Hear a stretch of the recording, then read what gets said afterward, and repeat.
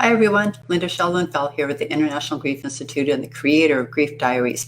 And this is a series exploring what we call after-death communication. Some people also call it the post-mortem experience. It's when we have a spontaneous direct contact from someone we love who has died. And the first sign that I want to talk about is dream visits from our loved one. But before we go there, I want to share with you how this all began for me. In 2007, I had a dream. In the dream, I was a passenger in a car, and my daughter, Allie, was in the back seat. The car flew off the road into a lake and sank.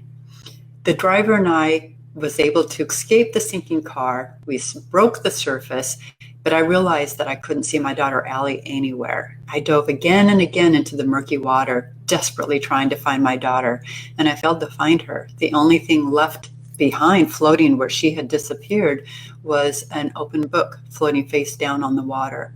It wasn't a backpack, it wasn't a cell phone, it wasn't a hairbrush or a flip-flop. It was an open book floating face down on the water. 2 years later, that dream became a living nightmare when our 15-year-old daughter, Allie, died as a backseat passenger in a car coming home from a swim meet. And that was a pivotal moment in my life, just as it is for all of us when we lose someone we love.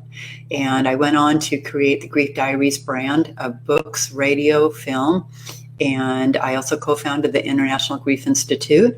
And so many collateral blessings have come about from that. And I believe that that dream I had 2 years prior to Allie's death was a heads up from the universe, from God, saying, this is going to happen, but you're going to turn pain into purpose to do good in the world. And that's exactly what I and many of other people that I work with have done, which brings me back to after-death communication. So that is a dream that I had prior to Allie dying. But Allie has visited me in dreams since then. And that's one of the ways that our loved ones come to visit us. Some people call them dream visits. I just call it a dream. I had a dream of my daughter. And for me, in those dreams, she's always invisible to the people around, but I can see and hear her. And in every dream, she's saying, Mom, this is the way it's supposed to be. We are on the path that we're supposed to be on. And so that brings me comfort.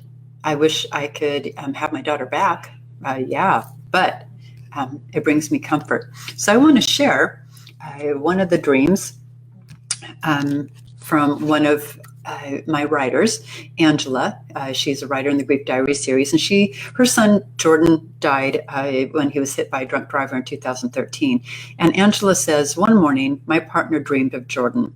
He told her to tell me that he was with me all the time. He kept stressing those words. She said in the dream, Jordan told her that I was exactly where I was supposed to be in life, and that I am on the right path, and that he loved me. He said to tell me he is always with me, whether I feel him or not. And so that is just one example of a dream visit, visiting someone, it's our loved one coming to see us to let us know that they are okay. So if you've had a dream visit, share it with me.